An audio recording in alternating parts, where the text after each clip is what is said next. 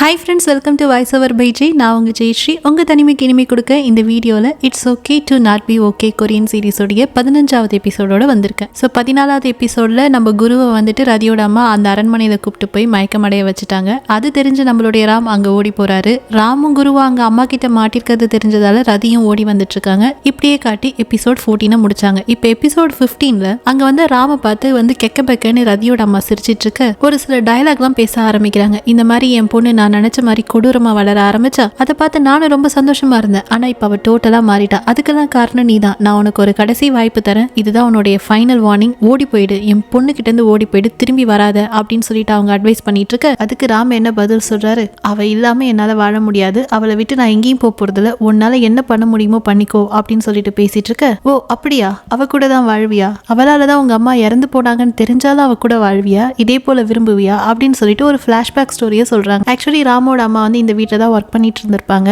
அப்போ வந்து ரதியோட அம்மா கதை எழுதிட்டு இருந்திருப்பாங்க. ஸோ பின்னாடி இவங்க துணிக்காய வச்சுட்டு இருக்கும் போது, அதாவது ராமோட அம்மா துணிக்காய வச்சுட்டு இருக்கும் போது அங்க ரதி வந்து ஒரு இடத்துல உட்காந்து ஒரு அடிப்பட்ட குருவியை வெறிக்க பார்த்துட்டு இருப்பா. அதனால இந்த பொண்ணுகிட்ட போயிட்டு இவங்க என்ன சொல்லலான்னு பார்ப்பாங்க. இந்த குருவியை காப்பாத்தலாமா அப்படின்னு சொல்லிட்டு சொல்லலான்னு வாய் எடுக்கிறதுக்குள்ள இந்த பொண்ணு என்ன சொல்லுவா?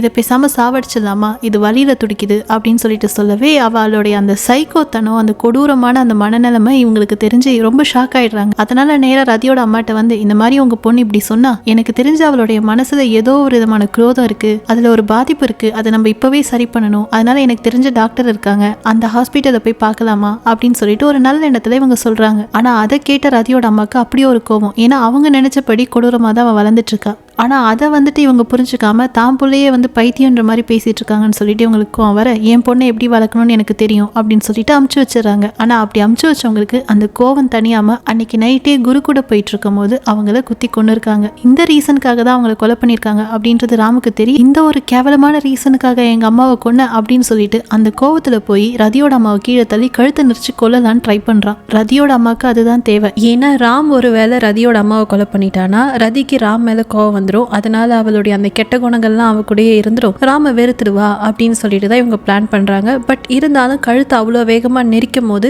ராமுக்கு ரதியோட முகம் வந்து போகுது. ரதிக்கு ரதியோட அம்மாவை எவ்வளவு பிடிக்கும்ன்றது யோசனை வரவே சரி போனா போயிட்டு போதுன்னு விட்டுறான். ஆனா இந்த லேடி வரும்போதே என்ன பண்ணிருக்கா, ஏதோ ஒரு மயக்க ஊசி எடுத்துட்டு வந்திருக்கா. அதனால அதை வந்து கோவத்துல என்ன பண்ணிடுறான்னா ராம் மேல குத்திடுறா. அப்படி அவ ராம் மேல குத்தும் போது ராம் தடறி கீழே விழறான். அந்த டைம்ல கரெக்டா ரதி வீட்டுக்குள்ள வரவே தன்னோட அம்மா ராம தாக்குனதை பார்த்ததால இன்னும் 2 அம்மா மேல கோவம் தான் வருது ரதிக்கு. அதனால பக்கத்துல அந்த பெண் எடுத்து ரதியோட அம்மாவை ரதியே குத்தலான்னு போறப்போ கரெக்டா ராம் ஏஞ்சி என்ன பண்ணிடுறான்னா அவன் கையை வச்சு தடுத்துறான். அதனால அவனோட கையில் அந்த பெண்ணு இறங்கிடுது. வேணா ரதி, இதை தான் அவங்க எதிர்பார்க்கறாங்க, உங்ககிட்ட இருந்து இந்த மாதிரியான ஒரு குணத்தை தான் எதிர்பார்க்கறாங்க, தயவு செஞ்சு பண்ணாத அப்படின்னு சொல்லிட்டு ராம் மயங்கி விழ ராம எழுப்புறதுக்கு எவ்வளோ ரதி ட்ரை பண்ணாலும் முடியல. அந்த டைம்ல திரும்பி ரதியோட அம்மா வந்துட்டு ரதியோட முடியை பிடிச்சி, நான் உன்னை முடியை கட் பண்ணக்கூடாதுன்னு சொன்னேன், ஆனா கட் பண்ணி வச்சிருக்கேன். யார் கூடயும் பழகக்கூடாது, யாரையும் வீட்டுக்கு கூப்பிடக்கூடாதுன்னு சொன்னேன், ஆனா கூப்பிட்டு வச்சிருக்கேன்.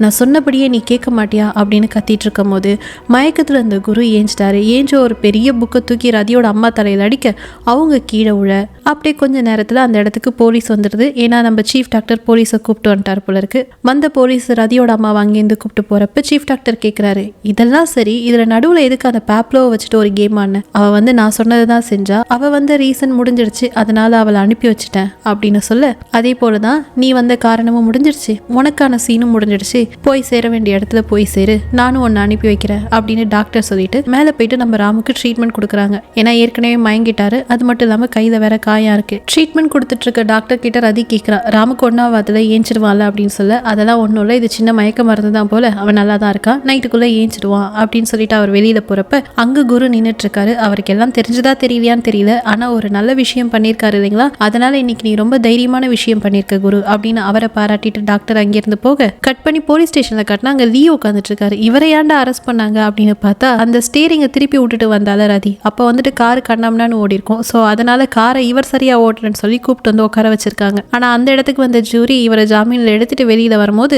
ரதிக்கு ஒன்றும் ஆகல, யாருக்கு எதுவும் இல்லைன்னு இல்ல ரதியோட அம்மாவை போலீஸ் பிடிச்சிட்டு போயிட்டாங்க, இப்ப எல்லாருமே சேஃபா தான் இருக்காங்க, எல்லா பிரச்சனையும் முடிஞ்சிச்சு அப்படின்னு சொல்லவே அப்பதான் லீக்கும் கொஞ்சம் சமாதானம் ஆகுது. கட் பண்ணி இங்க அரண்மனையில காட்டினா நைட் ஆயிடுச்சு. மயக்கெல்லாம் தெரிஞ்சு ராம் ஏந்திரிக்க நேரா வந்து நம்மளுடைய ரதியை பாக்குறாரு. ஆனா ரதி கொஞ்சம் முறப்பா இருக்கா. காரணம் என்னன்னா தன்னால தான் இவங்க அம்மா இறந்தாங்க, தன்னால தான் இவங்களுக்கு இவ்வளோ பிரச்சனை, அதனால இவங்க இனிமே நம்ம கூட இருந்தா இவங்களுக்கு இன்னும் கவலை தான் வரும் அப்படின்னு சொல்லிட்டு இனிமே என் கூட இருக்காத அப்படின்னு சொல்லவே அதை வந்து நம்ம ராம் அக்செப்ட் பண்ணாம போய் சமாதானப்படுத்த போறாரு. இருந்தாலும் அவன் சமாதானம் ஆகாம போக சரி ஓகே பொறுமையா சமாதானப்படுத்திக்கலான்னு சொல்லிட்டு அப்படியே அவரும் போய் படுத்துட. அப்போ வந்து குரு கேட்கிறாரு, கைக்கெல்லாம் ஒன்றும் பிரச்சனை இல்லைடா, நல்லா தானே இருக்க அப்படின்னு கேட்க, அதெல்லாம் ஒன்னோட நல்லா இருக்குன்னு ராம் சொல்ல, சரி ஓகே அந்த நர்ஸ் நல்லவங்க தானே, ஏன் திடீர்னு அந்த மாதிரி நடந்துக்கிட்டாங்கன்னு கேட்க, அவங்க நல்லவங்க மாதிரி நம்ம கிட்ட நடிச்சிருக்காங்க, ஆனா இதுதான் அவங்களுடைய உண்மையான குணம், அவங்க கெட்டவங்க, யாரும் நல்லா இருந்தா அவங்களுக்கு பிடிக்காது, பரவாயில்ல விட இப்ப போலீஸ் பிடிச்சிட்டு போயிட்டாங்களே அவங்களால நமக்கு பிரச்சனை இல்லைன்னு சொல்ல, என்னதான் அந்த நர்ஸ் பண்ணது எனக்கு பிடிக்கலனாலும் அவங்க கொடுத்த இந்த பொம்மை எனக்கு ரொம்ப பிடிக்கும், இது நல்ல பொம்மை தான் அப்படின்னு சொல்லிட்டு அந்த டைனோசர் பொம்மையை யார்ட்டையும் கொடுக்க மாட்டேன் அப்படின்னு குரு சொல்ல, அப்படியே நீ நாள் முடியுது. அடுத்த நாள் காலையில ஏஞ்சி எப்பயும் போல இவங்க கிச்சன்ல வேலை செஞ்சுட்டு இருக்கும் போது பொறுமையா நம்ம ராம் கேட்கிறாரு, ஒருவேளை ரதி நம்மள இந்த வீட்டை விட்டு வெளியே போன்னு சொன்னா என்ன பண்றது, அவ அப்படி சொல்ல மாட்டா, ஆனா அவ அப்படி சொன்னானா நம்ம போய் தான் ஆகணும், ஏன்னா இது அவளோட வீடு, ஆனா அவளை விட்டுட்டு போக கூடாது, அவ மட்டும் தனியா இருப்பாள், அதனால அவளையும் கூப்பிட்டு போயிடலாம், இந்த வீட்டை விட்டு தானே போகணும், ஆனா ரதியை விட்டுட்டு போகணும்னு அவசியம் இல்லைல்ல அப்படின்னு குரு சொல்ல, அதை பார்த்து இவருக்கு கொஞ்சம் சமாதானம் ஆகுது. சரி ஓகே பாத்துக்கலாம்னு சொல்லிட்டு நேரா அப்படியே ஹாஸ்பிட்டலுக்கும் வராரு. இப்போ அப்படியே கட் பண்ணி ஹாஸ்பிட்டலை காட்டினா ராம் வந்து டாக்டர் கிட்ட பேசிட்டு இருக்கும் போது டாக்டர் வந்து அட்வைஸ் பண்றாரு, பாரு எல்லா பிரச்சனையும் முடிஞ்சிருச்சு, முடிகிற டைம்ல நீங்க 2 பேரும் ஒரு பிரச்சனை பண்ணிட்டு இருக்காதீங்க, ரதி சொன்னாலும் அவளை விட்டு நீ போக கூடாது, 2 பேரும் பிரிஞ்சாலும் உங்களுக்கு வேதனை தான், 2 பேரும் ஒன்னா இருந்தாலும் வேதனை தான், அட்லீஸ்ட் அது 2 பேரும் ஒன்னா இருந்தே அனுபவிச்சுட்டு போங்களேன் அப்படின்னு சொல்லிட்டு அவர் அட்வைஸ் பண்ண, அப்படியே கட் பண்ணி இங்க அரண்மனையில காட்டினா குரு மாட்ட அவர் வேலையை செஞ்சுட்டு இருக்காரா, அவரை வீட்டை விட்டு வெளியில போ, சாயங்காலத்துக்குள்ள நீங்க போயிடணும்னு வந்து ரதி சொல்ல, அதெல்லாம் போக முடியாது, எனக்கு காசு கொடு, நான் அவ்வளவு வேலை செஞ்சிருக்கேன் அப்படின்னு சொல்லிட்டு கேட்கறாரு. ஏன்னா ஒரு வேலை காசு தர முடியலன்னா இங்கே இருக்கலாம்னு சொல்லிட்டு, அதெல்லாம் நான் கொடுத்துறேன் நீ போன்னு சொல்லவே, அதெல்லாம் என்னால முடியாது, போனா நான் பணமா தான் போவேன், இல்ல உன்னையும் கூப்பிட்டுட்டு தான் போவேன் அப்படின்னு சொல்லிட்டு அவர் அடம் பிடிக்க, அந்த இடத்துக்கு லீயும் அசிஸ்டன்ட்டும் வராங்க. அவங்க கிட்டயும் இதே தான் சொல்றான், இந்த வீட்டை வித்துட்டு நான் எங்கேயாச்சும் போலான்னு இருக்கேன், இதோட நான் கதை எழுதலாம் நிறுத்த போறேன், என் கூட யாருமே இருக்காதீங்க, எல்லாரும் என்னை விட்டு போங்க அப்படின்னு புலம்பிட்டு இருக்க. எல்லாரும் அட்வைஸ் பண்ணாலும் இவளுக்கு ஏதோ ஒன்று ரொம்ப ஹர்ட் ஆயிடுச்சு அவங்க அம்மா பண்ண செய்கையால, அதனால யாருக்கிட்டையும் எதுவும் பேசாம ரூம்ல போய் தனியா படுத்துக்கிறா.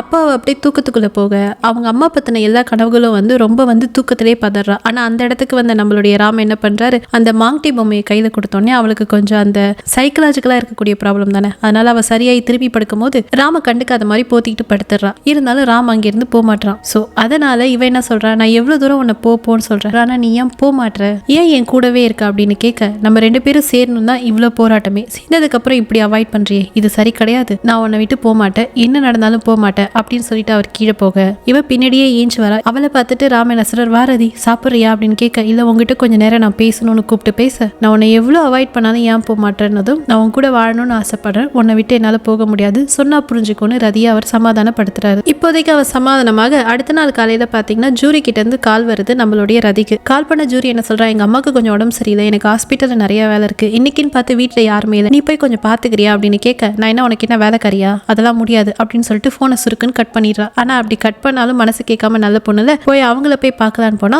அவங்க நல்லா இருக்காங்க, நல்லா சமைச்சு எப்பயும் போல நம்மளுடைய ரதிக்கு ரெடி பண்ணி வச்சிருக்க, உங்களுக்கு உடம்பு சரியில்லைன்னு சொன்னா ஆனா நல்லா இருக்கீங்களேன்னு கேட்க, அவங்க எல்லா விஷயத்தையும் சொல்றாங்க, ஒன்னும் இல்லம்மா நீ ரொம்ப தனியா இருக்க, எப்ப பார்த்தாலும் ராம் குருவை தவிர யார்கிட்டயும் பேச மாட்டேற, அதனாலதான் ராம் இந்த பிளான் பண்ணா, எங்க கூட எல்லாரு கூடயும் சேர்ந்து நீ வாழ்ந்தனா உனக்கு கொஞ்சம் பழசெல்லாம் மறக்கும்ல, வா என் அம்மாவா நினைச்சுக்கோ, வந்து உட்காந்து சாப்பிட்டு வா அப்படின்னு சொல்லவே அவளுக்கு கோவம் வருது. கோவம் வந்தாலும் சாப்பாட்டை பார்த்தோன்னே போய் சாப்பிடலான்னு சொல்லிட்டு வெறுக்குன்னு சாப்பிட, அது ரொம்ப சூடா இருக்கு, பட்டுன்னு துப்பிடவே, துப்பார், அதுக்கு தான் அவசரப்படக்கூடாது, எந்த விஷயத்திலையும் ஊதி ஊதி சாப்பிடு அப்படின்னு சொல்லவே, ஒரு அம்மா கிட்ட இருந்து கிடைக்கிற பாசம் நம்ம ரதிக்கு ஜூரியோட அம்மா கிட்ட இருந்து கிடைக்குது. சோ அதனால அவளும் கொஞ்சம் அந்த கோவத்தெல்லாம் விட்டுட்டு பொறுமையா சாப்பிட, இப்ப கட் பண்ணி நம்ம ராமியும் குருவியும் காட்டுறாங்க. அங்க ஒரு மரம் இருக்கு, அது அவங்க அம்மா வச்ச மரம் போல, அந்த மரத்தை அவங்க அம்மா நினைச்சிட்டு இருக்காங்க. சோ அந்த மரத்துல போய் இவங்க எடுத்தாங்களோ ஒரு ஃபேமிலி போட்டோ 3 பேரும், அந்த போட்டோவை கட்டி இந்த ஃபேமிலியோட ஃபேமிலியா நீயும் இருக்கமா, எங்களை எல்லாரையும் நீங்க தான் நல்லா பாத்துக்கணும் அப்படின்னு குரு பேச, குருக்கு இவ்வளவு மெச்சூரிட்டி வந்துருச்சுன்னு சொல்லிட்டு ராம் அதை பார்த்து சந்தோஷப்படுறாரு. இப்ப ஈவினிங் ஆகவே ஜூரி வீட்டுக்கு போன நம்ம ரதி அரண்மனைக்கு வர, அப்படியே அவ அரண்மனைக்கு திரும்பும் போது அங்க வந்து நம்ம குரு உட்காந்து வரைஞ்சிட்டு இருக்காரு.